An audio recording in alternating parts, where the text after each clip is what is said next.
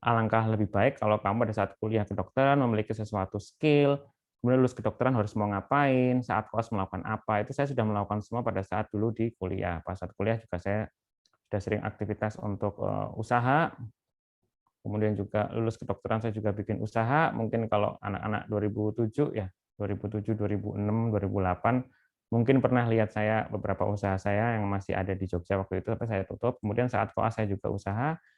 Lulus jadi dokter, tidak semua, dokter itu akan praktek. Pilihannya biasanya beberapa hal. Yang pertama, ada yang ngambil spesialis atau yang kedua, boleh kamu hanya sebagai dokter saja, ada juga. Ada yang berkiprah sebagai dosen. Ada yang tidak dipakai juga ada. Karena apa? Dia fokus di bisnis 100%, tuh ada juga seperti itu. Teman-teman saya ada yang seperti itu juga. Dan rata-rata juga memiliki jalur yang sendiri-sendiri. Jadi, ada yang sukses di dalam menjadi dokter yang profesional bagus, dokter umum ini, ada juga yang sebagai dosen bagus, ada juga yang menjadi full businessman bagus juga ada juga yang setengah-setengah. Dan juga paling banyak rata-rata ingin ngambil spesialis. Nah, kemudian saat lulus, alhamdulillah saya diberikan kesempatan oleh Allah untuk masuk ke dalam PPDS Obstetrik Ginekologi di FK UNS waktu itu. Nah, tentunya dengan berbagai macam proses itu, kita kan menjadi dokter banget kan ini fokusnya, dokter banget. Kemudian menjalani PPDS kan sekitar 4 sampai 5 tahun. Berarti berapa tahun itu hidup kita hanya untuk belajar kalau kamu fokus benar-benar hanya di kedokteran. Jadi misalnya kalian lulus nih, kalian kan mau lulus ini, terus mau pastikan image pertama jadi dokter, bagus, betul. Tetapi harus itu setelah ini kamu harus punya planning, planning-nya mau ngapain. Satu, mau usaha sampingan, dua, mau spesialis, tiga, mau bekerja aja di rumah sakit tok atau klinik tok, kemudian jadi dokter cukup, atau memang ingin 100% diwirausaha, dokternya hanya sebagai title. Terserah kalian, tentukan mulai hari ini, saran saya itu.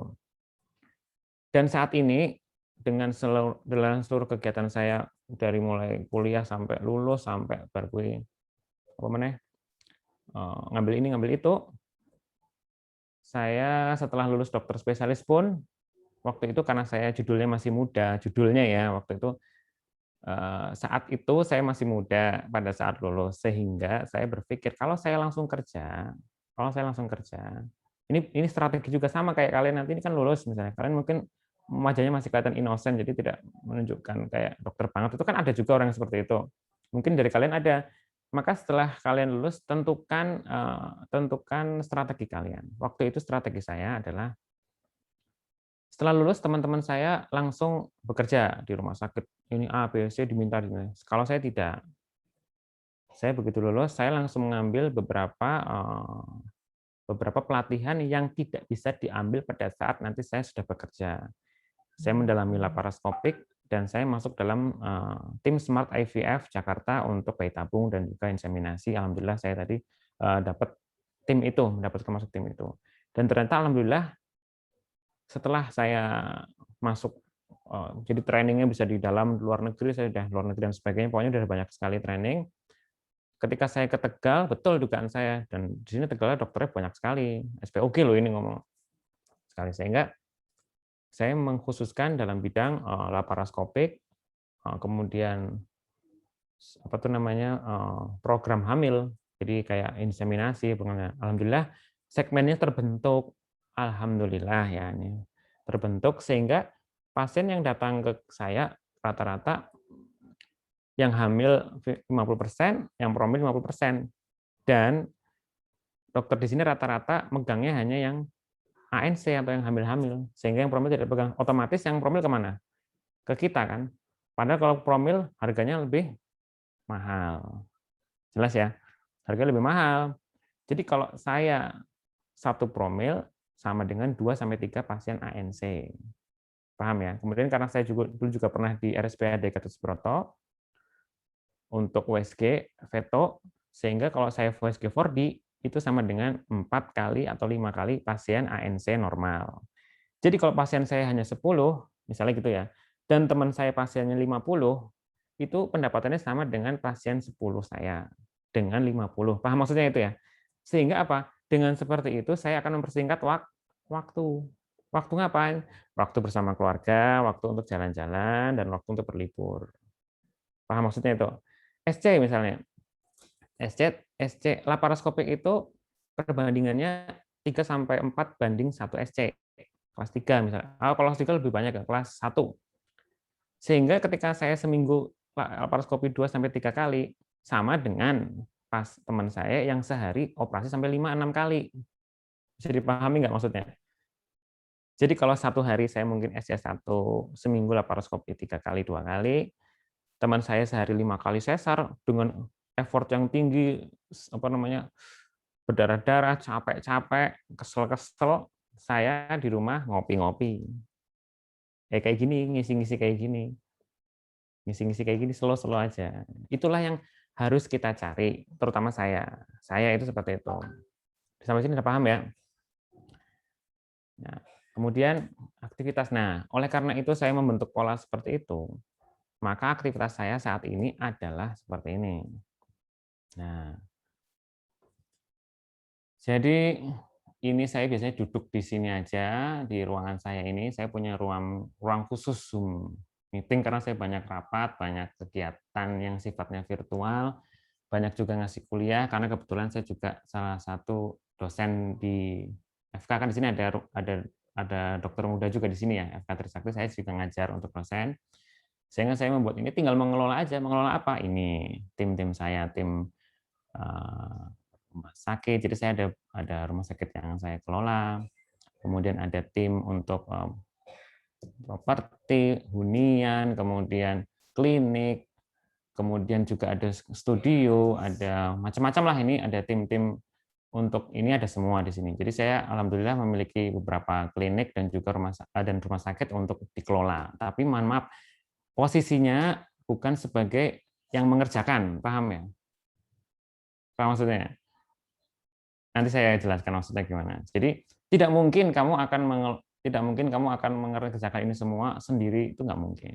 Jadi saya nanti akan memberikan tips bagaimana kita bisa membangun semua ini. Oke. Nah, kemudian juga brand. Ini brand-brand yang saya kelola. Ada rumah sakit, ada YouTube, Koji TV, ada Baby Born Moment, ada Temu Pakar, nanti kita akan bahas Temu Pakar bagaimana, ada buku, ada Skin Center, ada juga klinik utama, ada klinik Pratama, kemudian juga macam-macam lah, ada studio dan sebagainya. Ini baru sebagian kecil ya, sebagian kecil dari usaha yang saya kerjakan, terutama hanya dalam bidang kesehatan, karena di bidang lainnya juga ada banyak beberapa yang tidak saya aja. Nah, oleh karena itu kita punya quotes. Jadi dalam hidup buatlah satu quotes. Quotes saya adalah hidup ini singkat dan hanya sementara. Sementara. Buatlah bahagia, jadi jangan terlalu stres, jangan terlalu banyak beban. Bermanfaat, artinya kamu harus memberikan manfaat ke orang lain dalam bentuk apapun, ilmu, finansial, ya, ataupun skill kamu, dan punya bekal amal jariah untuk kehidupan selanjutnya. Kenapa? 500.000 tahun kita di padang mahsyar. Ini cuma nggak ada 100 tahun kan, jadi cuma sebentar, sehingga apa? Dalam hidup harus seimbang dunia dan akhirat. Ini bukannya saya sok-sok gimana, tapi memang quote harus kamu buat agar tujuan hidup kamu jelas. Nanti kenapa harus ada, nanti saya jelaskan. Ini saya ambil karena saya juga bikin Indahnya Islam, segmen video Indahnya Islam di YouTube Koji TV. Jadi ini quotes-nya. Yuk, udah siap? Mari kita mulai. Ya, mau hati-hati, mungkin ini bisa bikin kalian idenya berubah pikiran, haluan. Mudah-mudahan bermanfaat ya. Kita mulai nih. Nah, sekarang sebelum kita mulai, renungkan baik-baik dulu. Ini kan kalian lagi euforia, udah selesai koas kan? Betul ya? Mas Hanis ya? Ini Mas siapa tadi moderatornya? Haris, dokter. Mas Hanis, kan habis Haris. selesai, Mas Haris ya? Habis selesai koas kan mesti yo euforianya kan hebat sekali kan? Betul kan? Udah selesai gue ini, udah selesai koas. Nah, sekarang saya hantem ini dulu. Renungkan baik-baik ya, tulis juga boleh. Nih, ini on my experience. Artinya ini adalah apa yang saya alami. Saya alami sendiri melihat orang-orang yang di sekeliling saya, baik itu sekelas orang yang tinggi-tinggi, dokter-dokter senior, memiliki jabatan yang tinggi, memiliki titel yang tinggi. Nah, ini akan mengalami ini, dan ini saya alami sendiri dari pengalaman-pengalaman mereka, dan juga ketika kita, misalnya kan saya sering ke luar negeri bersama dengan nanti kita diskusi, misalnya kayak saya studi banding kemarin di Malaysia bersama dengan beberapa owner-owner rumah sakit, beberapa owner klinik yang sudah tinggi-tinggi, kita akan saling bersharing. Nah, yang saya ambil adalah bagaimana kehidupan dokter nanti 10-20 tahun ke depan. Mau sampai kapan kamu jadi dokter? Karena ada limitnya loh. Ada limitnya, jangan salah kalian. 10 tahun 20 tahun mau ngapain? Itu kamu tulis nanti. Bagaimana nasibnya saya 10 tahun 20 tahun. Kalau saya gini-gini aja. Kenapa? Karena sekarang teknologi luar biasa, gila-gilaan, ya kan? Ya, apa namanya? Teknologi untuk intelijen artifisial udah gila-gilaan juga. Bisa saja kita tersingkir, bisa saja, tapi kita nggak tahu. Tapi itu harus kamu pikirkan. Sampai kapan kamu mau jadi dokter? Nah, yang kedua, sosial. Apakah kita dihargai hanya karena titel dokter? Kalau sudah nggak aktif, bagaimana? Karena ada senior saya, wah dulu sangat dibanggakan. Begitu dia selesai, selesailah sudah hidupnya. Paham maksudnya? Sehingga nanti ada namanya gejala post power syndrome. Di kedokteran ada itu harus kamu siapkan mental kamu sejak dini. Ada itu. Jelas ya? Terus kalau kamu sakit, jadi kalau Anda sakit tidak bisa bekerja, bagaimana cara menafkahi keluarga dan diri sendiri? Sedangkan dokter itu nggak praktek ya nggak makan. Bener nggak? Orang obah orang mamah. Betul ya? Orang Jawa ngomongnya gitu. Nek nggak gerak ya orang mangan toh ya. Nah, itu harus kamu pikirkan juga ini. Jadi kamu jangan terlalu euforia. Wah, dokter, nanti dulu. Itu kamu kerja judulnya. Jadi kalau kamu diam, tidak praktek, malas-malesan, ya nggak dapat duit. Nggak mungkin dapat duit. Karena prinsip dokter adalah ora obah, ora mamah. Jelas ya itu ya. Selanjutnya adalah nih, pensiun ya. Kalau pensiun, mau ngapain? Kalau pensiun mau ngapain? Lama nggak? Ya, siapa tahu pensiun dini bisa jadi nggak bisa aja. Mau ngapain? Bisa apa kamu? Kalau kamu hanya selama ini hanya kamu pikirin hanya skill dokter terus. Kalau mau pensiun mau ngapain? Ini dari orang-orang yang saya temui ya, dan juga penglihatan saya sendiri tentang kehidupan dokter berikutnya. Kemudian yang meninggal, misalnya kamu jadi dokter hebat, terkenal, misalnya apa yang kamu hebat, terkenal, keren, ya paling kalau kamu meninggal ya satu generasi, dua generasi aja yang tahu kamu, paham maksudnya nggak? Terus mau ngapain kamu kemarin-kemarin hidup? Nah, seperti itu. Jadi ingin mati seperti apa kita? Kalau terkenal ya paling cuma satu dua generasi, yang kenal cuma satu dua generasi kenal. Setelah itu kamu hilang. Setelah itu kamu ya sudah. Maka jadi itu kalau mau meninggal nanti pastikan kamu ingin meninggal dikenal sebagai apa. Dokter yang X, dokter yang Y, dokter yang Z, dokter yang C. Nah, itu kamu pilih, tulis itu kamu tulis. Ini tolong direnungkan baik-baik karena ini adalah pengamatan saya sendiri dan saya yakin ini tidak diberikan ke orang lain. Karena ini kan saya nulis ini kan berdasarkan pengalaman sendiri, bukan dari orang lain ya. Jelas ya itu ya? Nah, karena itulah dari renungan-renungan yang nggak jelas itu, saya ketemu orang banyak banget, saya mulai merubah pola pikir. Bagaimana? Saya belajar bisnis sambil jadi dokter. Paham ya? Berubah pola pikirnya. Bagaimana itu? Nah, cari yang income-nya lebih besar daripada praktek kalian. Cari yang income-nya lebih besar daripada praktek kalian. Cari. Caranya bagaimana? Bisnis yang punya, kita pilih adalah nilai tambah dibandingkan bisnis lainnya. Misalnya, saya contohnya aja yang nilai tambah itu maksudnya gini, saya praktek kalau biasanya kan sini saya jam 9 sampai jam 10 misalnya. Saya cuma 1 jam praktek itu, nggak lama-lama, nggak dari pagi sampai malam gitu. Spesialis yang lain kan ada yang dari pagi sampai siang ya. Kalau saya cuma 1 jam, 1 jam. 1 jam misalnya. Kemudian jam 7 teman saya ada yang praktek nih, jam 7 sampai jam 9 ada yang praktek teman saya. Berarti kan saya nggak dapat income dong, kalau saya praktek jam 9 sampai jam 10. Tapi bagaimana cara saya sama pendapatannya dengan teman saya yang praktek jam 7 dan 9, tapi saya slow-slow di rumah. Caranya bagaimana? Saya membuat klinik, ya. Klinik, ada ini spesialisnya juga.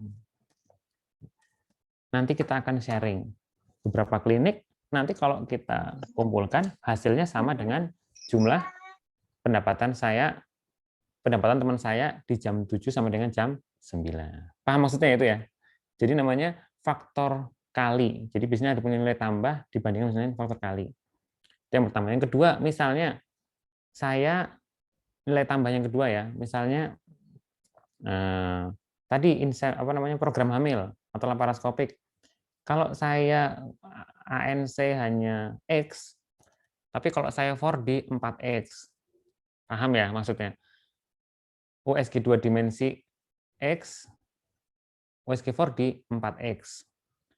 Inseminasi SC misalnya, SC adalah X, laparoskopi 6X. Nah, paham ya? Sehingga saya memperhatikan waktu nilai tambah, added value-nya saya apa? Oh itu. Jadi ke dokter, misalnya dokter Aji ya, karena dokter Aji itu ini. Orang akan semakin seperti itu. Itu namanya nilai tambah. Jadi misalnya kamu nanti dokter umum. Dokter umum kan semua penyakit ada. Tapi mau jadi apa? Misalnya jadi motivator. Kan ada dokter umum motivator. Berarti kalau ke dokter ini motivator itu nilai tambah kamu. Yang kedua misalnya dia ahli sunat. Ada dokter teman saya, bukan teman saya sih, dokter di sini yang ahli sunat. Dia bikin sunat. Saya waktu itu ngobrol sama dia. Kamu fokuskan aja satu hal. Ahli sunat, dia sunat tok. Laku sekarang dia. Itu namanya nilai tambah. Jadi dia nggak general semua penyakit tapi sunat. Yang ketiga misalnya pengambil kutil. Ya nanti kalau orang nyari apa-apa, ngambilnya sama kamu. Gitu loh, paham ya maksudnya? KB, misalnya kamu spesialis KB, boleh-boleh aja kan dokter umum ngambil KB, kamu spesialis KB, fokus di KB, ya KB aja. Jadi cari nilai tambah kamu apa, sukanya kamu apa, kecantikan misalnya. Nah ini kan masih kontroversi. Kecantikan, sukanya kecantikan, ya sudah dalami aja itu. Dalami aja itu. Jadi maksud saya itu nilai tambah apa yang bisa kamu berikan ke orang lain sehingga orang lain lebih memilih kamu daripada yang lain. Jelas ya itu ya. Kemudian namanya bisnis yang kita pilih harus punya faktor kali. Tadi saya jelaskan yang pertama, tadi saya terlambat. Misalnya restoran atau kafe, saya kan atau klinik tadi jam dokternya ada 5, sharingnya 1/4 atau setengah X, ya sharingnya setengah atau 1/4 X, tapi ada 5 klinik. Paham maksudnya nggak? Bisa dipahami nggak? Misalnya klinik A menghasilkan 10 pasien, klinik B 10 pasien, tapi kan yang kerja bukan kamu. Kalau yang kerja bukan kamu, berarti kan kamu tidak mungkin dapat 100% kan? Paling sharingnya hanya 1/4 atau setengah X. Setengah X dapat 10, berarti kan istilahnya setengah daripada 10. Kalau dikali 5 klinik, ya sama pendapatan kamu lebih besar daripada kamu kerja. Itu namanya faktor kali. Contoh bisnis kafe misalnya. Saya bisnis kafe saya ada kafe, penghasilan 1 bulan misalnya 5 juta misalnya.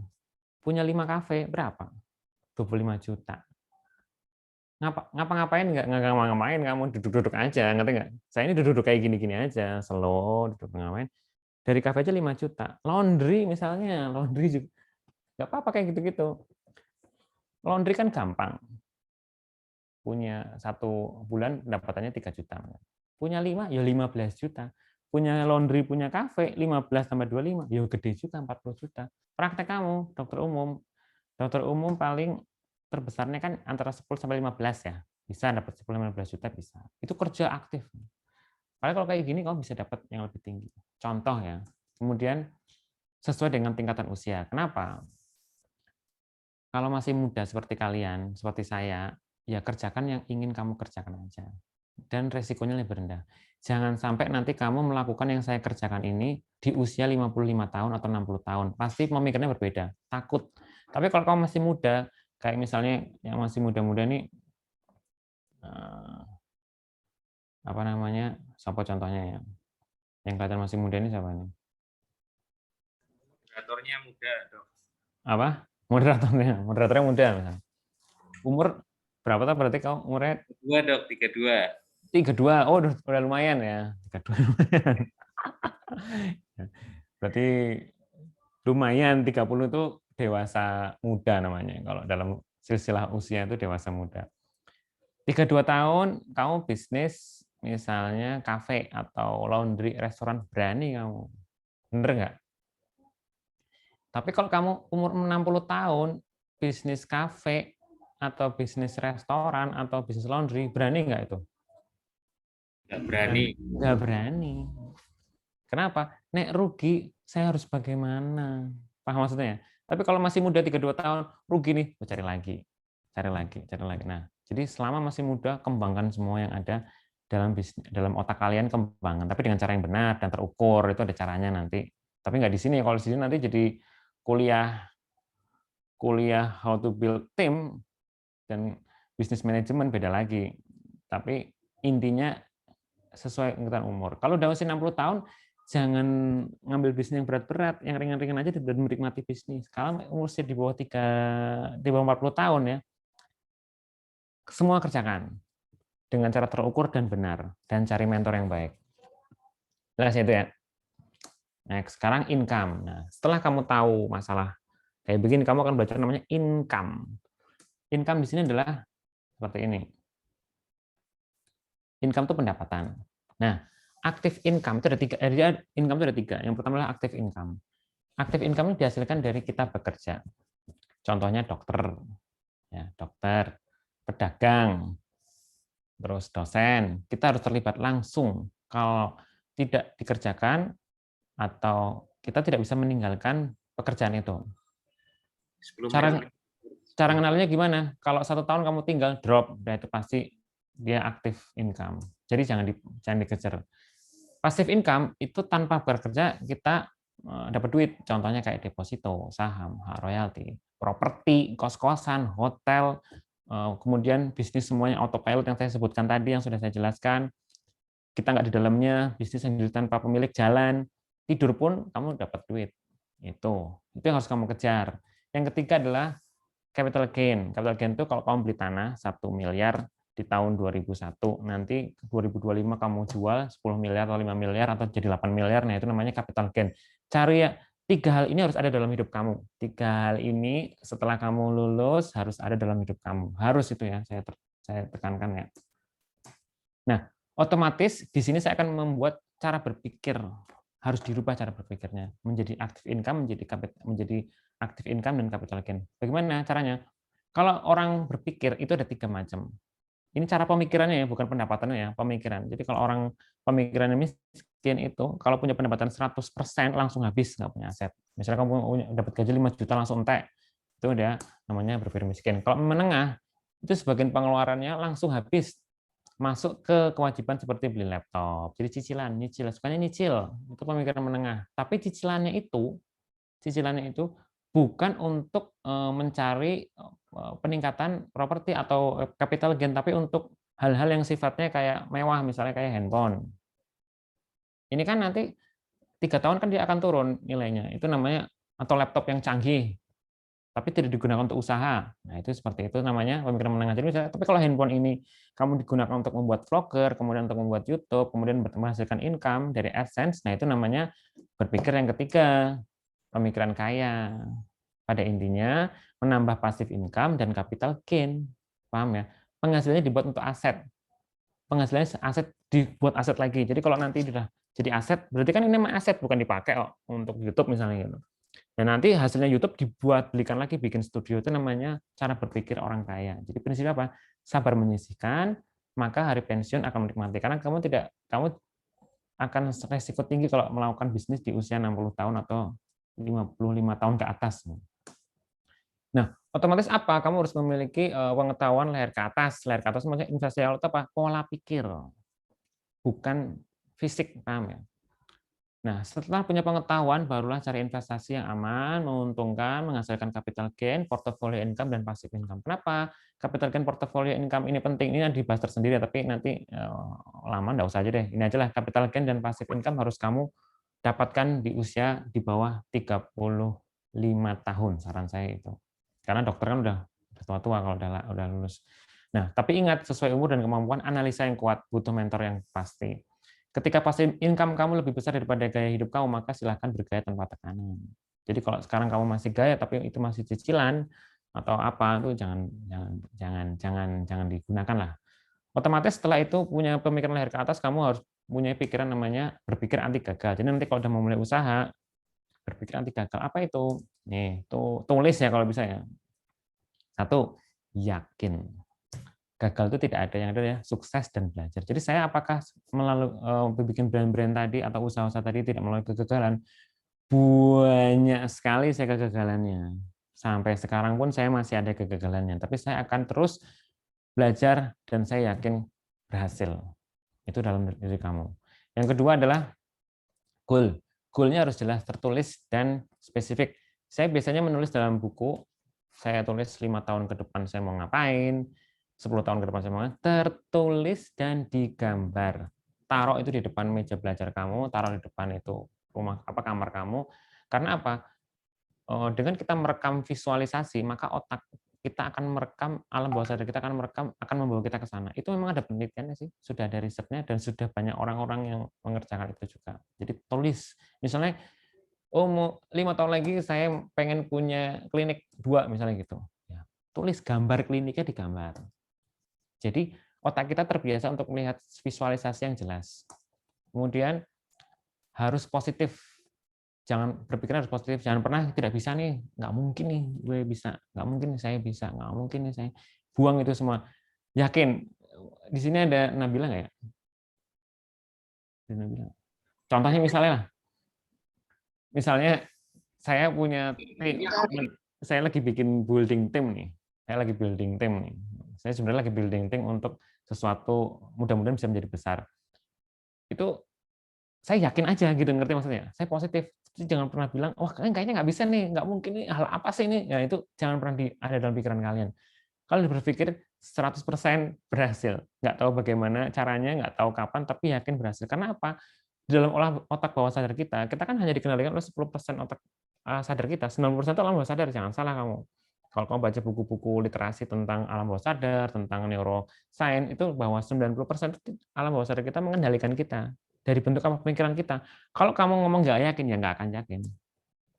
Tapi kalau kita yakin 90%, yakin benar-benar berhasil, insya Allah alam bawah sadar kita akan membawa kita ke sana. Itu prinsip otak kita.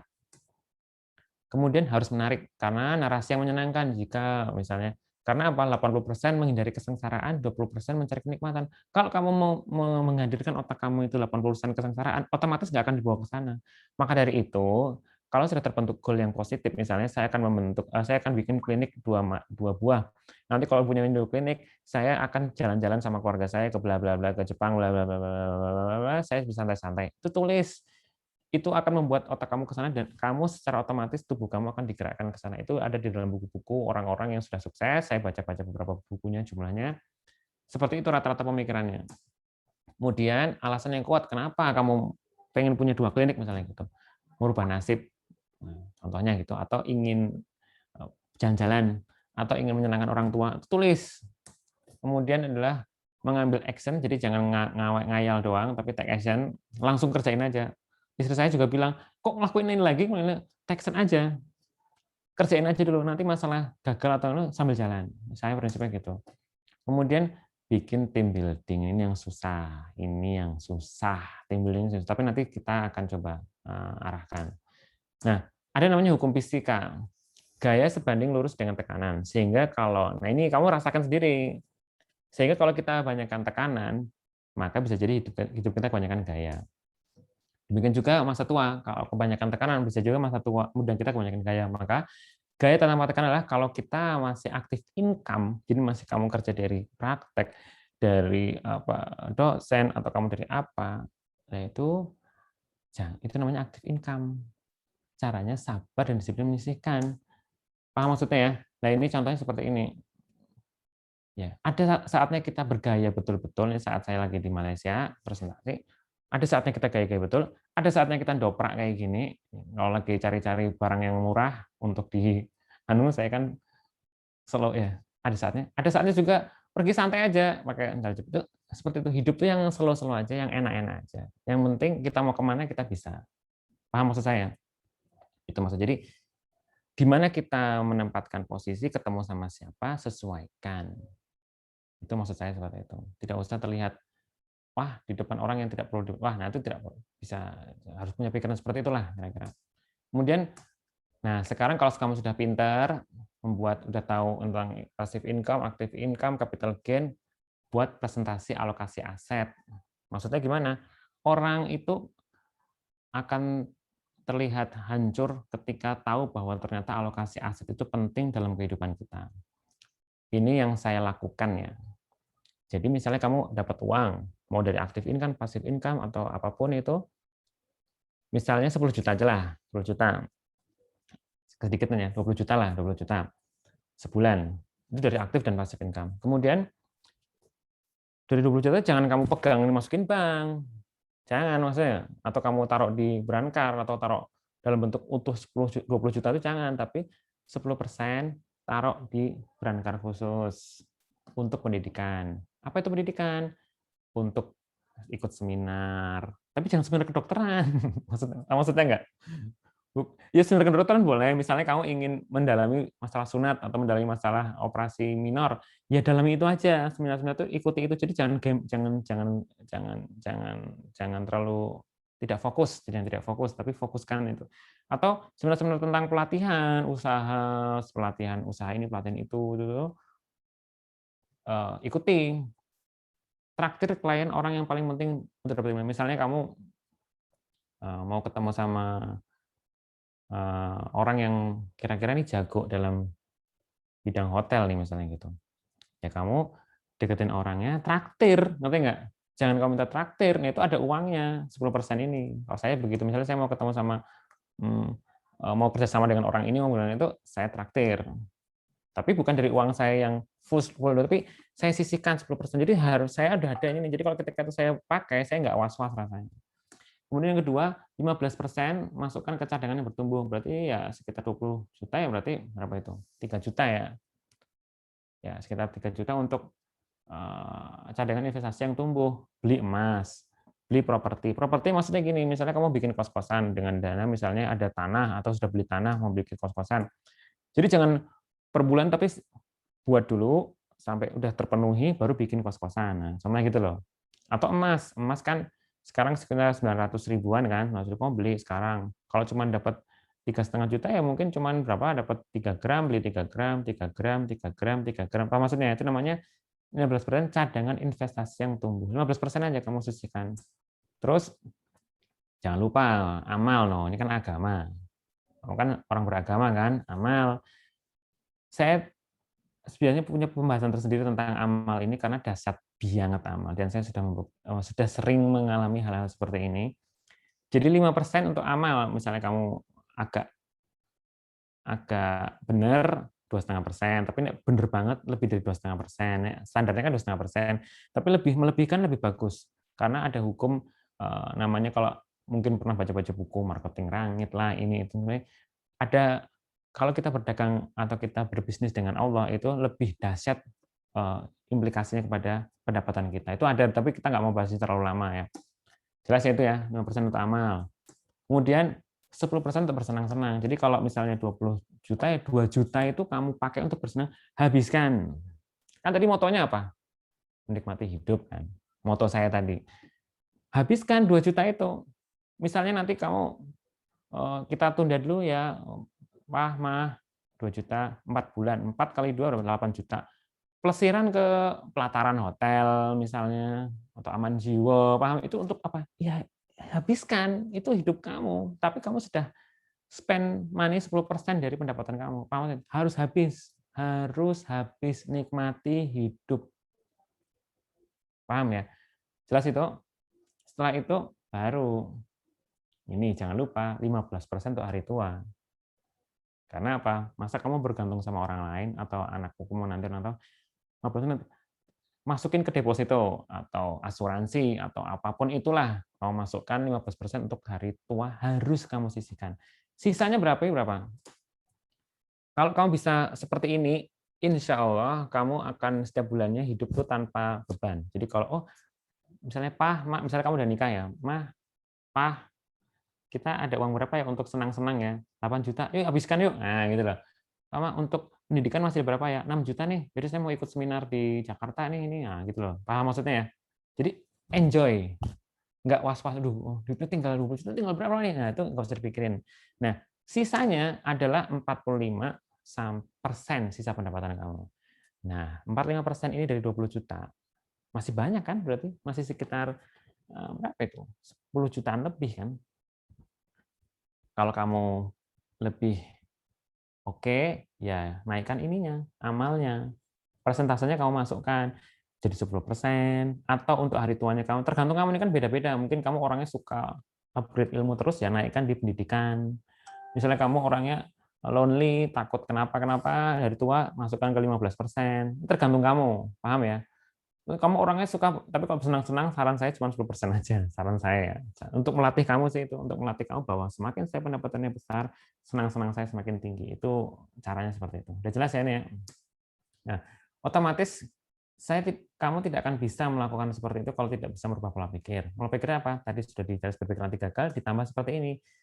Yang pertama adalah jangan konsol doanya. Jangan sholat al-mu'minun berdoalah padaku, niscaya untukmu. Maksudnya gini, cancel itu gini, saya pengen punya klinik 5 tahun lagi 2 klinik.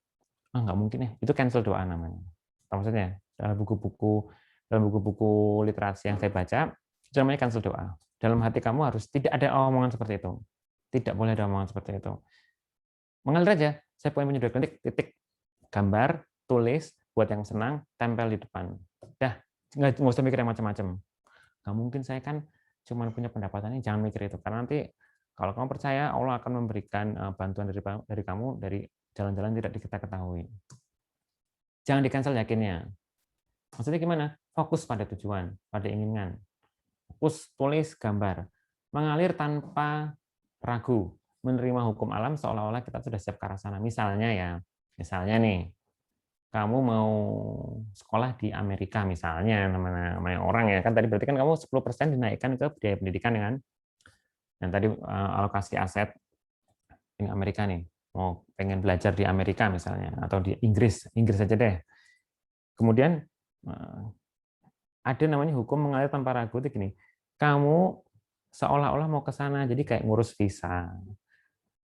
Masukin baju ke dalam koper, terus lihat-lihat Inggris, tanya orang gimana sih kalau di Inggris. Itu tanpa disadari orang-orang yang itu kan kita baca literasi dari orang-orang yang kenapa bisa seperti itu kan, kok kamu bisa itu ternyata seperti itu polanya. Tapi dia yakin, yakin kalau saya bakal bakal kuliah di Inggris. Nah, ternyata seperti itu pola pikirnya. Berarti logikanya apa? 80% sampai 90% alam bawah sadar kita menggiring kita ke sana. Betul nggak? Nyambung nggak sama yang tadi? Nyambung. Itu mengalir tanpa ragu. Yang terakhir adalah ikhlas.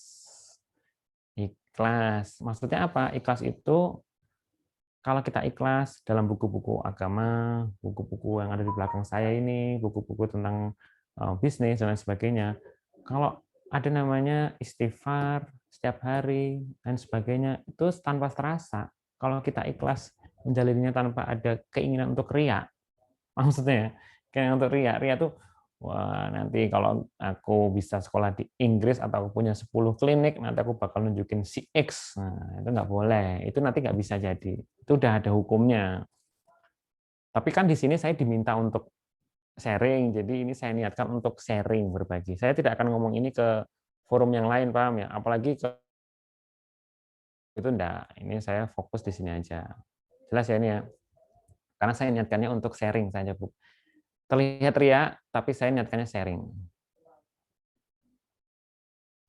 Gitu ya. Kemudian, saya akhirnya setelah serangkaian program tadi yang saya sebutkan, saya membentuk dan mudah-mudahan terlaksana namanya program surga dan dunia. Ini versi saya sendiri. Mudah-mudahan bermanfaat buat kalian. dan menjadi bekal hidup kalian. Ini mungkin rangkuman dari beberapa buku yang saya baca.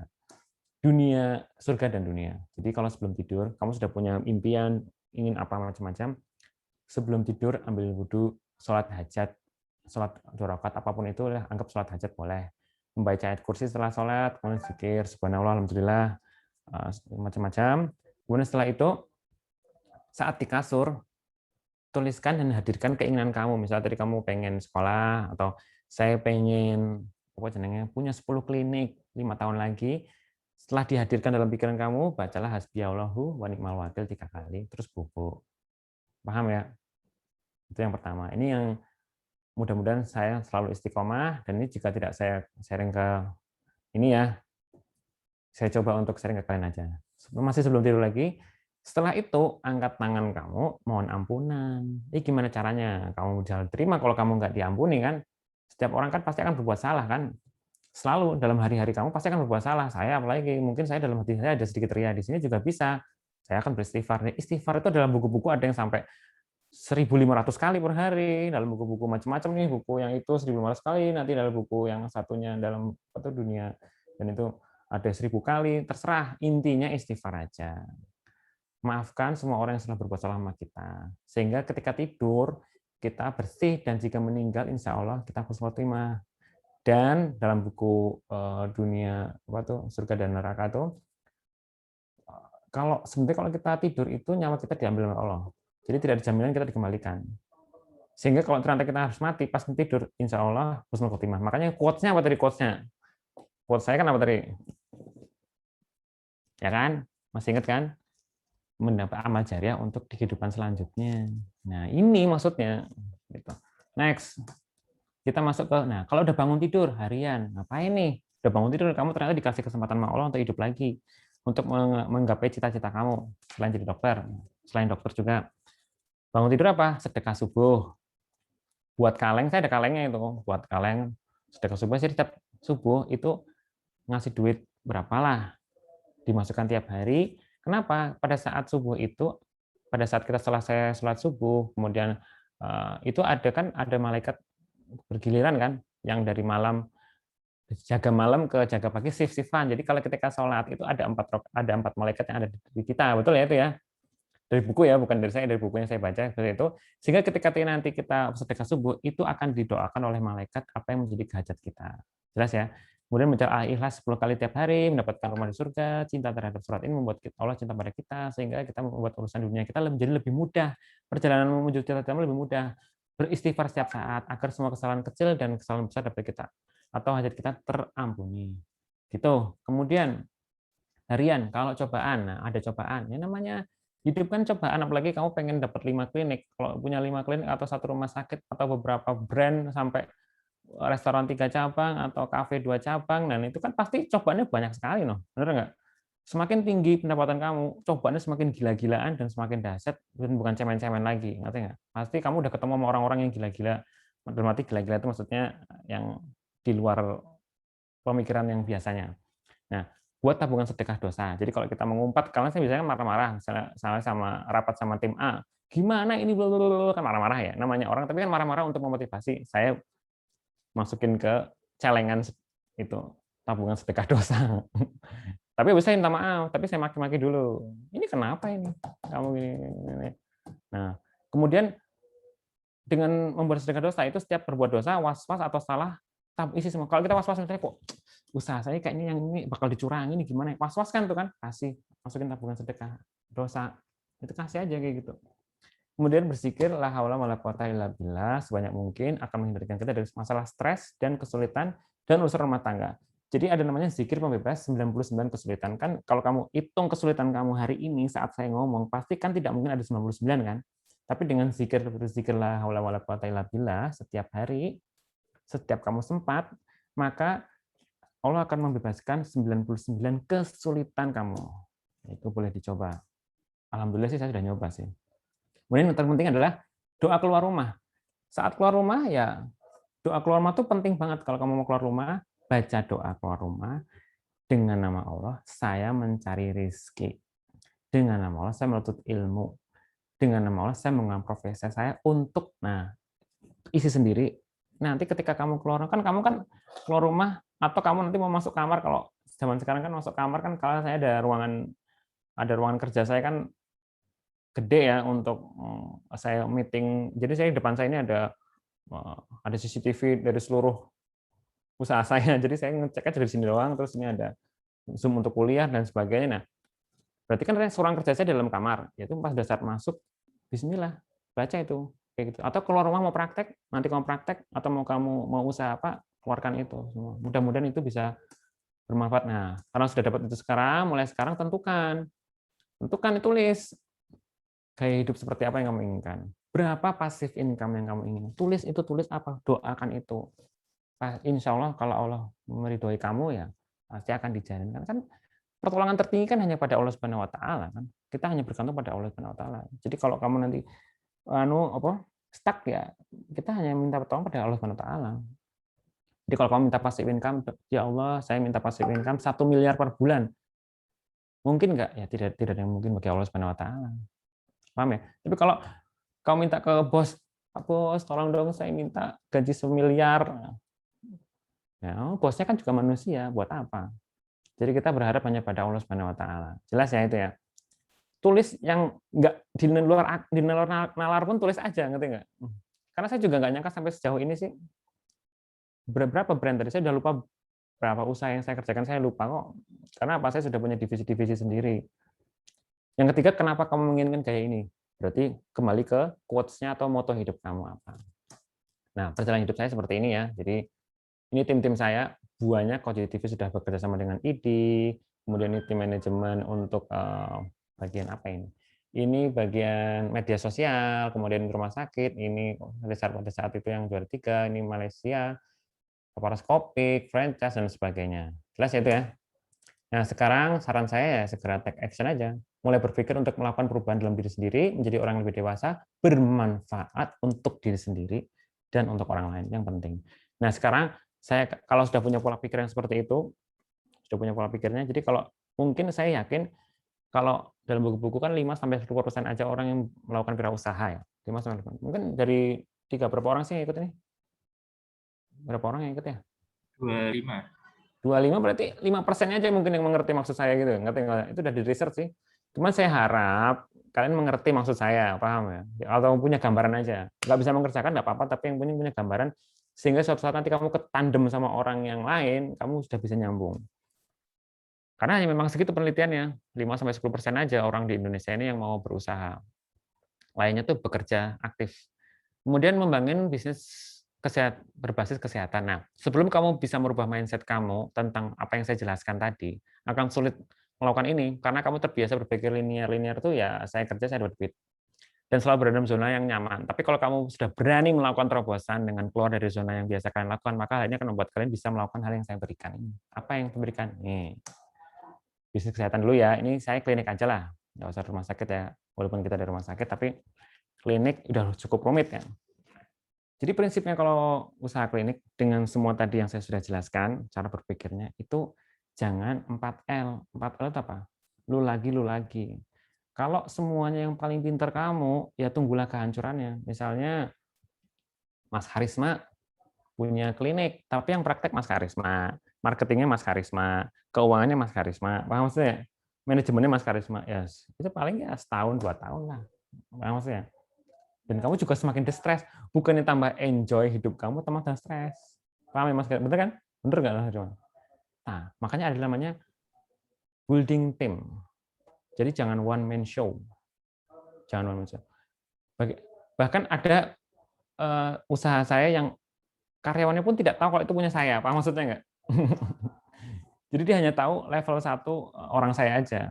Misalnya Mbak X atau Mas X yang megang, atasnya dia nggak tahu. Jadi saya ke sana hanya sebagai sebagai tamu gitu. Ada itu usaha seperti itu ada. Maksud saya apa? Berarti kan dia usaha itu jalan tanpa saya mikir loh, bener nggak? Itu namanya passive income. Ya, kalau sudah punya pikiran gitu, 2 rangkul orang yang ahli di bidangnya, misalnya direktur, manajer. Tadi juga saya mohon maaf untuk rumah sakit saya bukan direkturnya rumah sakit. Tapi saya merangkul direktur untuk membantu mengelola. Paham maksudnya ya? Jadi ada direktur, kamu harus dapat direktur. Kalau klinik mungkin nggak usah direktur, tapi manajer. Ada marketing. Marketing saya timnya ada 4 ya, satu rumah sakit 4, klinik itu 3. Kemudian tim IT sudah bongkar pasang sampai puluhan kali, karena memang saya fokusnya di IT, ya, karena saya ada pengembangan IT, tapi alhamdulillah tim IT sudah ada yang bisa mengikuti tren saya. Kemudian perizinan ada tim sendiri, karena untuk klinik pun izinnya luar biasa, banyak sekali. Klinik aja loh ya, bukan rumah. Klinik aja izinnya banyak banget. Harus punya tim sendiri yang izin. Saya tim perizinan ada 3 orang. Kemudian manajemen operasional ini harus dikerjakan. Yang mengelola kamu, yang mengelola program kamu, klinik kamu siapa? Kalau nggak ada manajemen operasional, manajemen keuangan, finance ya. Kami sudah memiliki finance juga untuk bisa mengelola masalah keuangan ini. Kalau kamu sendiri yang ngatur, ya nggak ada waktu. Dan juga nggak pinter kita. Dokter tuh menurut saya kurang, menurut saya tidak pintar untuk mengelola keuangan. Jadi saya serahkan semua ke finance. Maksudnya jelas, jadi saya kira-kira bisa nggak nih? Bisa, udah. Jadi finance saya nanti ngomong, kekuatannya begini dok, kekuatannya begini, oh ya udah ambil. Gitu-gitu, itu namanya finance. Cari orang itu. Finance saya 2 kepalanya, di bawahnya satu orang, 1 kepala, 2 sampai 3 orang, berapa itu? Sekitar 8-an ya, 6 sampai 8. Itu finance. Dan talent ini orang yang jago di bidang, misalnya ada orang, ada talent itu misalnya orang yang memiliki keahlian khusus, misalnya ya talent itu ya banyak ya. Assalamualaikum. Ya. Oh, Dokter Betty. Assalamualaikum, Dokter Betty. Halo, Dokter Aji, luar biasa. Maaf saya baru bergabung karena baru selesai presentasi hibah inovasi. Mantap, Dokter. Dokter Betty ini dulu saya muridnya Dokter Betty yang paling nakal ya, Dok ya. Yang paling ganteng dan paling pintar. Saya bangga melihat Aji udah seperti ini. Luar biasa Aji. Congrats for you. Terima kasih Dokter. Dokter Betty dulu sering ini. Kamu ini. Tapi alhamdulillah, Dok.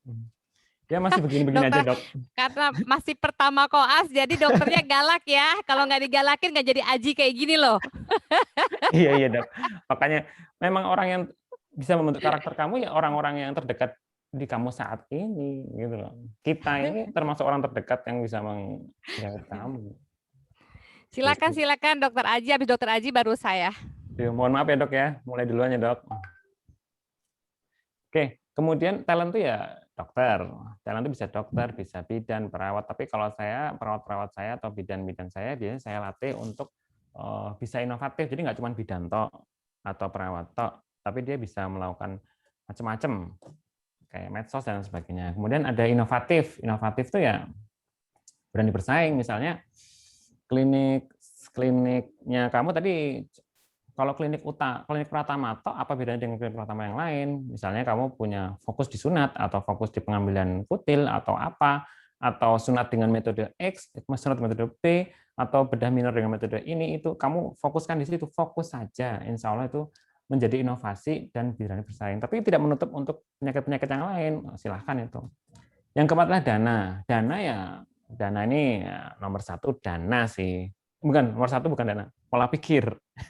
Dana itu, kalau kamu udah pola pikir yang bagus, dana akan mendatangkan. Kan kita lihat marketing langit kan, jadi kalau kamu meminta pada Allah, maka akan diberikan sesuatu yang aneh di jalurnya yang tidak pernah kamu sangka-sangka lah, kayak gitu. Dan itu terjadi pada diri saya, alhamdulillah. Dana itu nanti ya ini ada pelatihannya sendiri ya, ada dana dari pihak eksternal, pihak internal, atau menggunakan pihak ketiga, itu ada pelatihan tersendiri, nggak mungkin saya sharing di sini. Kemudian yang kelima adalah mau berbagi. Mau berbagi gini, misalnya di rumah sakit saya aja lah, saya praktek, ya kan? Saya praktek nih, kalau saya praktek tok sendiri, mungkin pasien saya 30 sampai 100 misalnya gitu ya, sehari. Tapi ketika saya mendatangkan dokter lain, berarti pendapatan saya secara aktif income ya 60% berkurang, betul nggak? Itu namanya mau berbagi. Mau berbagi. Apakah mau berbagi sulit? Sulit sekali mau berbagi. Kemarin ada teman saya dari Temanggung, dia mau bikin rumah sakit ya, spesialis oksigen juga, dia mau bikin rumah sakit, dia kesini dulu sharing sama saya. Saya tanya, apakah kamu mau berbagi? Dia belum bisa jawab. Kenapa? Kalau kamu mau berbagi, berarti spesialisnya harus ada 2, karena tidak mungkin kamu hidup sendiri di situ. Kalau kamu spesialis, berarti kamu akan membuat spesialis itu atau dokter itu punya nama, bener nggak? Kalau punya nama, berarti kamu namanya akan menjadi 2. Kamu sudah siap belum? Kalau belum siap, jangan. Itu ada kemarin. Kemudian percaya diri, seperti yang saya jelaskan tadi, kemudian sedikit nekat dan terukur. Terukur gini, nekat itu gini, misalnya kamu ilmunya pas-pasan, tapi kamu punya teman atau orang yang bisa kamu ajak untuk diskusi tentang apa yang mau kamu lakukan. Nah, itu sebenarnya kamu nggak punya skill kan, tapi kamu nekat, tapi kamu punya teman yang bisa membantu, temannya nekat yang terukur. Jadi saya biasanya ini, karena saya alhamdulillah punya orang-orang yang rodok stres ya. Cuman dia jago. Jadi saya bisa nggak? Tapi resikonya tinggi. Bisa nggak? Bisa. Lanjut. Nah, gitu. Jadi namanya karena apa? Saya yakin kalau niat kita positif, Allah akan memberikan kita kemudahan. Tadi yang saya sebut tadi bangun tidur ngapain, bangun itu mau tidur ngapain itu kerjain aja. Insya Allah kalau nanti ternyata belum berhasil, kata dokter Haji, ini pasti berhasil. Berarti kamu belum ini apa tuh namanya kalau lurus gitu. Harus kamu kerjakan tiap hari selama sebulan atau 1 tahun kamu kerjain full kayak gitu. Nah sekarang karena judulnya tadi ada media sosial, ya saya coba memasukkan media sosial ya. Maaf, mungkin dokter karena Slide terakhir. Ini dokter. Nah, karena judulnya tadi pengembangan media sosial, jadi saya coba masukkan ini. Prinsipnya saya bukan YouTuber, tapi saya boleh dibilang YouTuber. Tapi saya tidak menjadikan diri saya sebagai YouTuber. Tetapi kalau pengelolaan konten kreator, saya mengelola. Paham ya? Jadi kalau memang seperti ini, mulailah membuat akun bisnis dan pribadi. Mulailah dari sekarang. Sekarang kamu buat, kalau nggak punya. Kalau kamu orangnya pemalu, ada caranya. Ada beberapa pelatihan itu tentang pengembangan medsos, silahkan ikut. Pasti banyak itu, membuat beberapa konsep sebelum launching, konsisten, dan tahu ceruk pasarnya. Misalnya, saya sebenarnya itu, kalau yang kalian tahu kan ya hanya Koji TV, Temu Pakar, kemudian TV Anak Pintar Roma Tanti, itu yang mau saya sharing aja kepada kalian. Tetapi yang tidak saya sharing itu ada banyak. Maksudnya enggak? Ada banyak dan saya tidak terlibat di situ. Makanya saya bilang, kalian mungkin pernah melihat sesuatu, tapi karyawan itu tidak tahu kalau itu punya saya. Paham maksudnya ya? Tapi ya, karena apa? Kita build timnya udah fase kayak begitu. Nah, kalau ingin membuat seperti itu, ya ini contohnya ini kantornya saya untuk media sosial ya. Tapi yang lama, yang baru sekarang udah bagus, cuma belum difoto. Nah, kalau nanti kamu pengen bener-bener profit dari media sosial, dari YouTube, Instagram, atau TikTok, kamu boleh cari konten kreator. Jadi kamu menggaji konten kreator. Tahu maksudnya nggak? Jadi saya sebagai konten kreator juga, tapi tidak niat-niat banget. Tapi kalau kamu itu, ya ambil orang yang konten kreator. Apakah ada sekolahnya? Ada sekolah konten kreator, silahkan itu. Karena sekarang konten kreator menjadi profesi. Saya ngambil konten kreator, kameramen, skrip biasanya dari ahli ini ya, biasanya apa itu bahasa kayak gitu skrip, editor, uploading dan analis channel, dan quality control. Saya sengaja kalau Koji TV dan TV Anak Pintar Roma Tanti, kemudian apalagi situ Temu Pakar itu masih ada sayanya, tapi kalau yang lainnya sudah tidak ada sayanya gitu. Orang-orang ini yang akan kamu ajak diskusi tiap sebulan 2 kali atau sebulan sekali untuk mengolah data, ceruknya apa, niche ceruk misalnya kamu bikin tentang kesehatan ibu dan anak, spesifik bisnis kos-kosan, bisnis perhotelan, itu ada nanti sendiri-sendiri, dan itu ternyata menghasilkan income yang kalau saya saat ini cukup aja, tapi tidak sebanyak kalau yang kafe, apa minuman, apa klinik itu belum, jauh ya, masih jauh. Gitu ya. Jadi mungkin begitu dari saya. Ini YouTube-nya Koji TV saya punya. Ini TV Anak Pintar Roma Tanti. Ini saya buat untuk ibu saya, kan ibu saya bentar lagi mau pensiun. Karena ibu saya mau pensiun, saya buatkan TV Anak Pintar Roma Tanti tentang dongeng. Jadi kalau anak-anak, saudara, sepupu yang masih anak-anak nonton ini ya, itu ada timnya sendiri. Jadi setiap YouTube ataupun apa punya tim-tim sendiri untuk membuat ini. Alhamdulillah sudah lumayan subscriber, baru kita berjalan 2 bulan, 3 bulan, sudah lumayan. Dan tolong lebih subscribe ini aja ya. Bagus ini. Insya Allah. Jadi ketika nanti ibu saya pensiun, sudah punya bekal. Kenapa? Yang paling ngeri orang tua itu kalau post power syndrome. Nah, maksudnya. Jadi sebagai anak, kalau kamu diniatkan untuk orang tua, insya Allah jalannya akan lebih baik. Itu. Dan juga ini Instagram saya, silahkan nanti kalau mau sharing-sharing atau ada yang mau dibahas, silahkan, monggo kerso. Begitu dari saya, sekian. Wassalamualaikum warahmatullahi wabarakatuh. Waalaikumsalam. Waalaikumsalam warahmatullahi wabarakatuh. Terima kasih. Kita sambung dulu kepada Dr. Betty. Nanti waktu kurang lebih 25 menit, kemudian kita diskusi, dokter. Ya, baik. Terima kasih. Untuk Dr. Aji luar biasa. Enggak dok, itu kan sharing aja dok. Saya mau share screen gimana caranya coba. Oke, sudah. Sebentar. Dokter Aji hebat. Kalau saya tidak seperti Dokter Aji, karena memang Dokter Aji itu jiwa bisnisnya mungkin luar biasa. Kalau Dokter Betty itu tidak punya jiwa bisnis sama sekali. Hanya kepengennya, kenapa saya sebentar. Assalamualaikum warahmatullahi wabarakatuh semua dokter-dokter cantik dan ganteng sebumi ini pada pagi hari ini. Jadi tadi itu adalah kakak kelas kalian yang hebat, namanya Aji. Itu dulu adalah angkatan pertama yang banyak banget menentang saya. Tapi saya juga menentang Aji dan saya bangga Aji bisa lebih hebat dari saya. Aduh, enggak dok, ini kan pengalaman aja dok. Dari dokter semua itu dok. Karena dimarah-marahin jadi saya langsung. Karena Aji kalau nggak dimarahin nggak jadi seperti ini. Iya, karena nggak disiplin, nakal. Benar dok. Oke, saya mendapat judul tentang pengembangan klinik estetika, di mana ini tentu merupakan suatu area yang menarik buat calon-calon dokter, karena hampir semua klinik estetika bagaikan jamur di mana-mana. Saya hanya berpesan satu, jika kalian ingin mempunyai klinik estetika, maka jadilah kalian dokter kulit. Artinya, jangan jadi dokter yang hanya kursus membuka sesuatu yang tidak kompeten di bidangnya, yang akhirnya akan menyebabkan kejadian atau hal-hal yang tidak diinginkan terhadap pasien. Karena tadi seperti Dokter Aji bilang, uang tidak segalanya. Begitu kalian salah dalam menjalankan tanggung jawab kalian itu satu. Tidak cuma di bumi, tapi di langit nanti. Begitu juga di kuburan 2 kali 1 itu lebih lama hidupnya daripada hidup di bumi.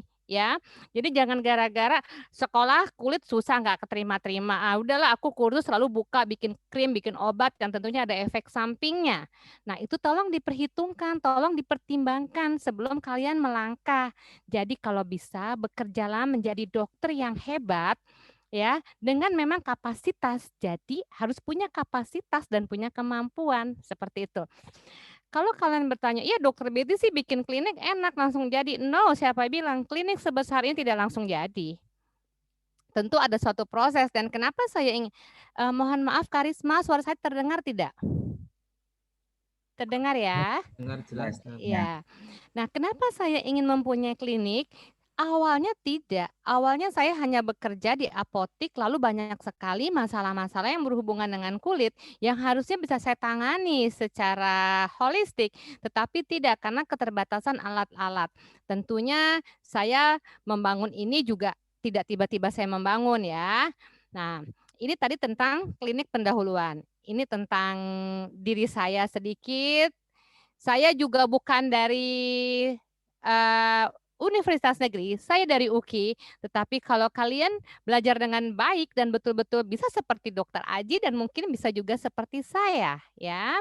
Cuman karena saya Aji masih muda, saya sudah tua banget, Ji. Saya sudah pregeriatri, saya udah 55 tahun, cucu sudah 2. Tapi masih belum kelihatan dok, masih sama kayak dulu dok. Masih sama cerewetnya. Terima kasih. Aji sering-seringlah kita berkomunikasi ya. Ya dok. Nah, lalu klinik estetika, ini saya tekankan dari awal. Saya mempunyai prinsip kulit cantik adalah kulit yang sehat, tidak memutihkan, tidak merubah bentuk. Ini pilihan hidup kalian.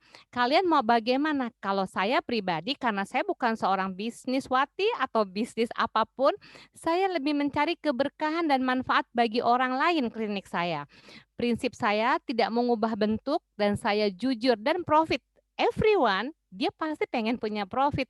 Tapi yang bagaimana? Saya ingin punya profit, tapi profit yang tentunya akan kembali lagi ke atas karena saya yakin banget rezeki saya itu sudah semua diatur dan keuntungan saya itu sudah Allah kasih ya. Dan klinik saya untuk apa? Untuk belajar dan penelitian. Kalau mau profit dan bisnis benaran, tidak harus dari bidang segi kedokteran. Contohnya dokter Aji, bisa dari TV-nya, bisa dari tadi buat orang tuanya. Luar biasa kasih sayang sama orang tuanya seperti itu ya. Nah, itulah rezekinya yang akan mengalir. Jadi, kalau kalian ingin mengembangkan klinik estetika, pilihannya mana? Kalau saya, iya pilihannya gitu karena saya takut. Karena saya takut kepada yang di langit, ya, kepada Allah, seperti itu. Lalu selanjutnya, waktu awal ini kliniknya mau bikin krim nggak? Krim yang bagaimana? Ya, formulasinya apa? Isinya apa? Ada nggak side effect dari krim gitu ya? Jangan kalian membuat krim tuh murah deh sekarang deh. Kalian bisa daftar ke farmasi-farmasi kecil, bayar 5 juta, aku mau bikin sabun muka atas nama misalnya namanya Suharyo ya, yang terlihat Suharyo nih. Sabun cuci muka Suharyo, Suharyo hanya bayar 5 juta, itu sudah dengan BPOM, itu seumur hidup. Isinya tergantung Haryo. Haryo mau bawa kemana? Haryo mau bawa kemana keilmuan Haryo? Mau keilmuan yang berkah atau keilmuan yang hanya menghasilkan uang?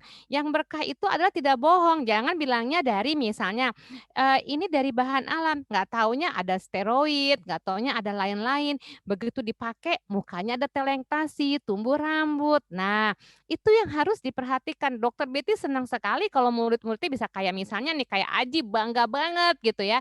Bisa menjadi seorang dokter yang bisnis tapi sirotol mustaqim, yang selalu menyertakan langit setiap usahanya di bumi. Kan harusnya seperti itu ya. Nah, Amin. amin.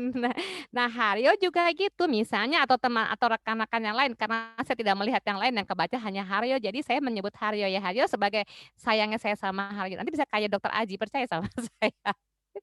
Oke. Jadi itu ya. Jadi waktu dari awal, aku nih mau kemana arah kliniknya, mau bisnis murni, nggak peduli deh, mau orang telektasi, mau orang jadi pakai hidrokuinon merah-merah, aku nggak peduli, yang penting aku jadi dokter laris. Nah, itu balik lagi tanyakan ke dalam hatimu, hidupmu mau dibawa kemana. Kalau saya lebih yang begitu ya. Jadi kalau mungkin, oh dokter Betty nggak bisa bisnis, ya saya nggak bisa berbisnis dengan manusia, saya berbisnis sama Allah aja deh gitu ya. Jadi pun kalau mau berbisnis saya nggak dalam bidang yang kayak begini, yang tidak berbohong-bohong seperti itu misalnya. Nah, klinik ini saya bikin di tahun 2011. Itu pun dengan berbagai macam pertimbangan yang saya tidak pengen sekali punya klinik asal muasalnya ya. Tetapi karena banyak desakan dari pasien-pasien saya, ayolah dok bantu kami, bantu kami. Akhirnya berdirilah klinik ini yang bernama Bi Queen. Bi itu adalah Betty, Queen itulah adalah anak bungsu saya yang sekarang di Fakultas Kedokteran UGM. Dulu waktu Aji masih jadi murid saya masih kecil dia, masih playgroup sama TK. Sekarang udah di FK UGM ya. Nah, berdirilah klinik ini tentunya supaya kalian tahu, dokter Betty uangnya banyak. No, saya ngutang. Saya ngutang dari Bank Syariah waktu itu ya. Tetapi alhamdulillah sudah terlunaskan, jadilah klinik ini. Terus dokter Betty memang mau bisnis? Tidak. Saya tidak ingin bisnis. Saya ingin supaya masyarakat pintar tentang kulitnya. Maka kalau ditanya apakah ada promosi buat Bikuin? Enggak. Saya enggak sepintar dokter Aji. Maka tadi saya ngeliatnya luar biasa ya. Dan satu lagi, anak-anak saya itu 5 orang sangat membatasi saya. Saya nggak boleh punya IG, saya Facebook saya nggak boleh bla bla bla bla. Apalagi anak-anak saya kan yang 3 itu dari Taruhan Nusantara itu sangat membatasi saya. Jadi ya klinik saya itu berjalan dari mana? Mouth to mouth. Karena apa? Sebagai seorang dokter, kalian harus customer services. Pasien itu jangan cuma begini, Pak, kenapa? Bu, kenapa tidak? Tapi tanya, halo, selamat siang, kenapa Pak? Ada yang bisa saya bantu? Mereka akan senang. Dan itu 50% sudah sembuh. Begitu kan ya Pak Aji ya? Betul dok, betul sekali. Oke, kita lanjut. Ini klinik saya tidak sebanyak dokter Aji mungkin karyawan saya, dan kami ada 3 dokter yaitu saya, dokter Rosmelia dan dokter Lutia. Kami mempunyai 6 orang terapis, 5 orang apoteker, 2 orang customer services, dan selain itu juga ada satpam dan lain-lain, dan juga ada bagian yang di manajer. Nah, karena saya bukan seorang bisnis, jadi saya ya pokoknya saya melayani dengan sepenuh hati, lalu saya menangani dengan sebaik-baik mungkin. Nah, itulah yang menjadi mode to mode-nya, marketingnya itu dari pasien ke pasien seperti itu ya. Ini saya lantai 3, di lantai 3 ini adalah untuk perawatan ya, karena lantai 1 untuk apotik, lantai 2 untuk pelayanan. Memang saya bagi supaya pasien nyaman dan tidak bisa bertemu dengan yang lainnya. Jadi mereka lebih privacy seperti itu ya. Nanti kalau kalian mau bikin klinik estetika boleh konsultasi sama saya, tapi nanti mungkin kalau kalian mau arahnya bisnis, saya bilang ini loh kalau mau bisnis, kalau sama dokter Betty mungkin bisnis saya tetap balik. Saya bisnisnya dengan Tuhan aja dan saya berserahkan semuanya karena kadang-kadang di klinik saya juga orang tidak bayar gitu dokter Aji ya. Jadi Mantap, Dok. aku pengen counter bla bla bla tapi nggak punya uang, silahkan datang. Yang penting dia happy, dia berdoa, saya bahagia. Udah itu aja. Jangan dicontoh yang satu itu ya. Oke, lanjut. Kadang-kadang saya juga sebagai manusia pengen dong bahagia. Ini foto narsis saya, ini beda ruang. Tadi itu di lantai 3, ini di lantai 2. Ini adalah ruang laser. Ini laser saya. Saya mempunyai laser, saya juga mempunyai Trio XT, dan ruangan yang lain ini hanya satu bed karena laser saya tidak mau diganggu dan di sini juga bisa counter dan lain-lain. Hanya itu. Kalau tadi di lantai 3 itu saya mempunyai 3 ruangan yang masing-masing ruangan terdiri dari 5 bed. Saya sengaja bikin nyaman supaya pasien itu merasa homey di situ ya. Dan kalian boleh lihat karyawan saya semua berhijab, bukan karena hijabnya mereka masuk sebelum berhijab. Nah, kenapa mereka sekarang berhijab? Ada satu siar yang ingin saya sampaikan. Saya tidak menyuruh mereka berhijab, tapi saya mencontohkan dengan hijab saya. Tapi dokter Betty hijabnya belum panjang. Yes, saya tidak berhijab panjang karena apa? Kalau laser tuh ngewer-ngewer. Sementara saya mungkin kalau untuk praktek seperti ini beda kalau ke pengajian ya, Pak Haji ya. Saya ngeliat kamu berbewak itu jadi rada-rada minder loh, Ji. Jenggot nih, Dok, bukan brewok, jenggot, Dok. Ini musik sebenarnya, Dok, bukan karena apa, Dok? Oke, lanjut ya ke sini. Ini yang namanya Trio XT, ini adalah suatu alat yang untuk melangsingkan, mentiruskan. Ingat, saya tidak merubah. Ini hanya saya lakukan buat orang yang akan menikah, tetapi dia akan kembali ke bentuk semula. Buat saya prinsip tidak akan mengubah bentuk ciptaan Allah karena saya bukan siapa-siapa. Saya orang yang lemah dan banyak dosa, jadi nggak berhak seperti ini. Nah, kalau ini hanyalah untuk supaya dia waktu menikah itu agak langsing dikit seperti itu. Nah, ini adalah laser ya. Laser saya ada laser endiak, ada laser erbium. Jadi bisa untuk menghilangkan jerawat yang bolong-bolong dan juga bisa untuk pigmentasi. Ini adalah Aqua Glow. Dan sedangkan ini adalah yang sangat laris di klinik saya, itu namanya BDR. BDR ini selain bisa buat menipiskan, nggak menghilangkan, menipiskan keriput, untuk warna, untuk kolagenisasi ya. Cuman apakah dokter Betty juga itu bayar? Iya, pasien bayar, tetapi juga saya menggratiskan pasien. Jadi saya subsidi silang. Pada siapa saya harus menggratiskan, pada siapa saya harus bayar. Kalau pasien kosmetik, pasti dia punya uang karena dia ingin cantik. Tapi pasien yang ini misalnya counter, ada tumor di punggung atau lain-lain, saya pasti oke, nggak punya uang. Kadang-kadang tukang bensin, orang-orang bisu juga saya layani dan mereka tidak membayar. Saya terima uangnya 70.000, membayar saya 70.000 dengan counter. Saya terima Bapak, tetapi nanti Bapak minum obat nggak ada kan? Saya ladenin dulu semua obat selesai, begitu dia mau pulang. Bapak mohon diterima kembali untuk beli Bapak nanti makan, kan minum obat harus makan, seperti itu. Jadi apapun harus diterima dulu, hargai mereka, lalu kita mengadakan suatu pendidikan buat mereka dengan cara seperti itu, ya.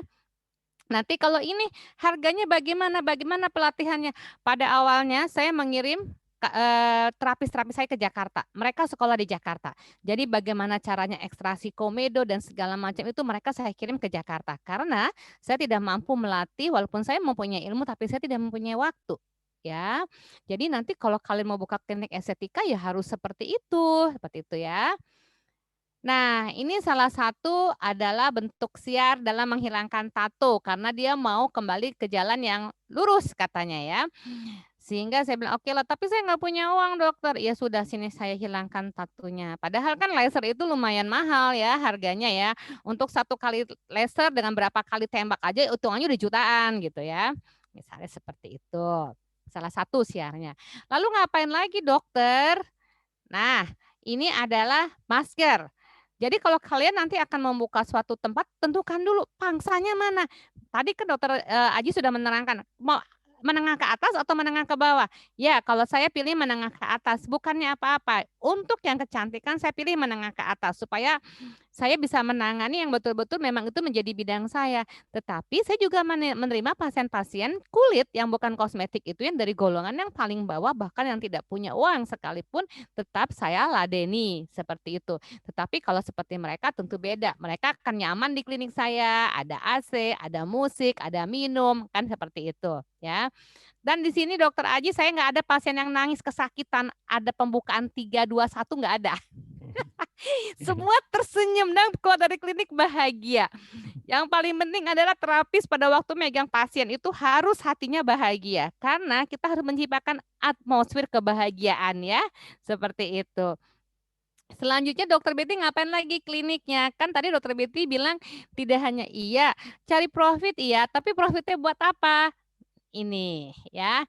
Alhamdulillah, Bikuin bisa memberangkatkan setiap tahunnya karyawan-karyawannya untuk pergi berumroh. Kenapa dokter Betty umroh kan? Kenapa nggak dokter Betty kasih uang untuk bonus? Mereka kalau saya kasih bonus 30 juta, beli motor, beli TV, apa yang akan didapat? Tetapi dengan begini saya melakukan siar. Yang tadinya nggak bisa ngaji, jadi malu, jadi belajar ngaji. Yang tadi tidak berhijab, akhirnya jadi berhijab ya. Dan selain itu, saya menerapkan pada karyawan saya harus mengenal orang panti jompo dan orang-orang di panti asuhan supaya syukurnya senantiasa. Makanya setiap tahun setahun 2 kali kami pergi ke panti. Nah, ini adalah panti mungkin saya giniin ya sebentar. Nah, ini adalah panti jompo yang saya kunjungi dan saya melakukan pemeriksaan di sana. Nah, ini waktu terjadi pembagian masker. Saya nggak bisa tampilkan semuanya yang pembelajaran dengan anak-anak yatim dan lain-lain. Nah, tapi mungkin dengan ini kalian bisa lihat, oh jadi kalau punya klinik itu tidak melulu mencari profit ya. Enggak, tapi harus ada subsidi silangnya seperti ini. Dan mungkin itu dari saya selalu punya prinsip, the beautiful promises of Allah. Saya yakin banget dengan itu, dan cantik adalah pilihan, sehat adalah sebuah kebutuhan. Jadi balik lagi adik-adik, untuk mempunyai klinik seperti ini, itu memang harus berjuang dan harus ada tujuan. Kalau saya lebih suka adik-adik punya klinik, spesialis dulu, punya klinik yang sesuai dengan kompetensinya. Seperti dokter Aji, menjadi SPOG dulu. Mungkin karena dokter Aji meneruskan punya ayah, saya nggak tahu juga. Tapi yang pasti adalah luar biasa dengan apa yang sudah dicapai oleh Aji. Saya manggil masih Aji, sorry ya Ji ya. Nggak apa-apa lah dok. Dokter Aji. Kan tetap mahasiswanya lah dok kalau kayak gini. Masya Allah, luar biasa, luar biasa. Jadi mungkin itu yang bisa saya sampaikan. Kalau ada yang ingin tanya bagaimana memulai usaha untuk punya kosmetik, untuk mempunyai klinik estetika, saya sangat senang sekali karena saya akan memberikan jalan yang lurus. Masalah nanti di perjalanan kalian berubah pikiran, kapan dapat duit ya kalau begini, itu urusan kalian. Kalau saya tetap yang namanya uang itu, dana itu memang yes penting tapi bukan segalanya.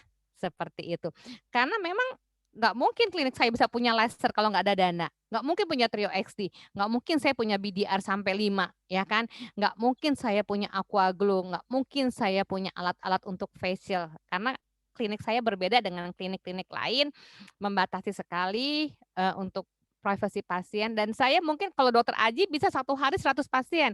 Dokter Betty itu kalau dokter Betty itu di JIH aja hanya membatasi 10 pasien. Kalau di Hermina saya hanya mau memeriksa 5 pasien. Di klinik saya paling banyak hanya mau memeriksa 10 pasien juga. Kenapa?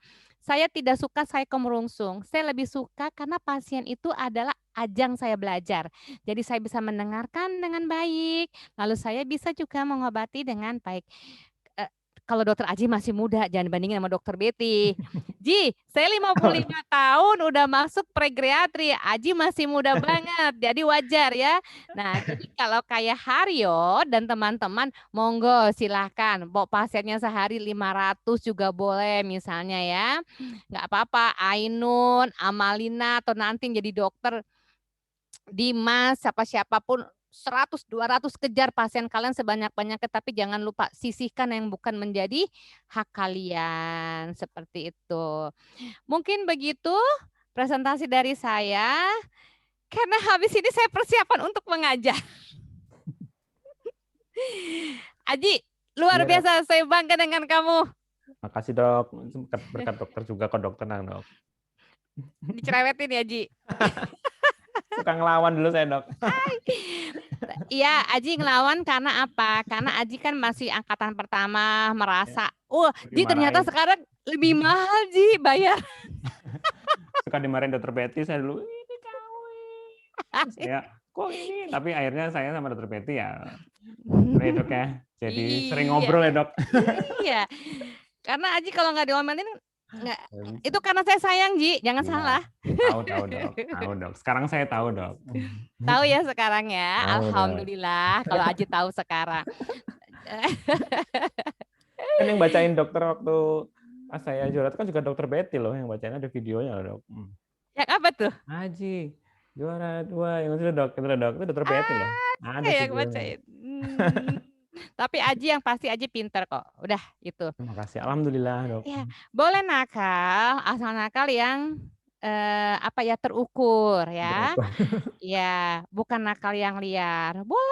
Boleh menentang, asal menentang yang terukur ya. Jadi semua dalam hidup itu nanti pada akhir-akhirnya kalian ini kok pada bilang gini, oh iya ya ternyata orang hidup itu harus mempunyai kapasitas, harus balance, harus ekologis, harus benar, harus baik, harus terukur segala sesuatunya. Sehingga walaupun menjadi dokter lebih pada dokter yang memang ya saya tahu saya menjadi dokter karena Tuhan sayang sama saya, Allah sayang sama saya, tapi saya harus bertanggung jawab dengan semua ini ya. Jadi tetaplah jadi dokter yang mempunyai usaha yang bisa dipertanggungjawabkan di bumi ini sama di akhirat nanti. Kan seperti gitu ya Dokter Aji. Itu Suharyo. Dokter. Gak nyangka ketemu lagi dok di sini dok. Iya, saya kemarin pas baca, sama Aji, wow, saya mau tahu dia. I miss you so much sebagai murid ya. Alhamdulillah dok, makasih banget ya dok waktu itu ya dok ya, sering dikasih petuah sama dokter Betty, walaupun suka ini. Oh iya, alhamdulillah dok. Iya, Aji tuh dulu galak loh kalau ngatain dokter Betty sama timnya dulu, karena kan masih baru angkatan pertama ya Ji ya? Pertama dok, saya dok. Angkatan pertama, jadi kita kasih dia bayaran nih, bayarannya murah aja waktu itu, padahal baru nggak kayak sekarang puluhan juta, lalu masih murah. Aji tuh suka bilang gini, dokter buka kuping, buka telinga, buka mata. Bayangin loh, seorang Aji. Saya nggak apa-apa, saya nggak apa-apa, tapi dokter-dokter senior pada laporan, Bu Betty itu Aji harus ditegur. Terus saya bilang, oke, saya menegur dengan cara saya ya, kan banyaknya sepuh-sepuh ya waktu itu. Aji, saya ngerti maksud Aji, tapi bicaralah dengan bahasa yang santun. Iya dok. Alhamdulillah sekarang sudah lumayan dok, bagus dok. Nggak apa-apa, Aji kan masih muda, boleh, karena yang masa lalu itu pasti terjadi, dan masa lalu itulah awal sejarah Aji bisa seperti ini, kan kayak gitu. Iya dok, ya. Alhamdulillah dok. Jadi itu mungkin pembekalan saya untuk dokter-dokter yang hebat dan luar biasa ini. Contohlah yang baik-baik, tapi gini loh Ji, orang baik itu belum tentu orang benar, tapi orang baik itu juga harus benar, kan gitu. Betul dok, dok. Iya, jadi dalam hidup itu saya tetap sekarang memprioritaskan satu, benar, baik, balance. Balance itu apa yang saya ucapkan harus sesuai dengan apa yang saya lakukan. Dan yang terakhir ekologis bagi lingkungan dan ekologis buat diri sendiri. Mungkin seperti itu. Siapa tadi, Mas Karis ya? Saya kembalikan waktunya Mas Karis.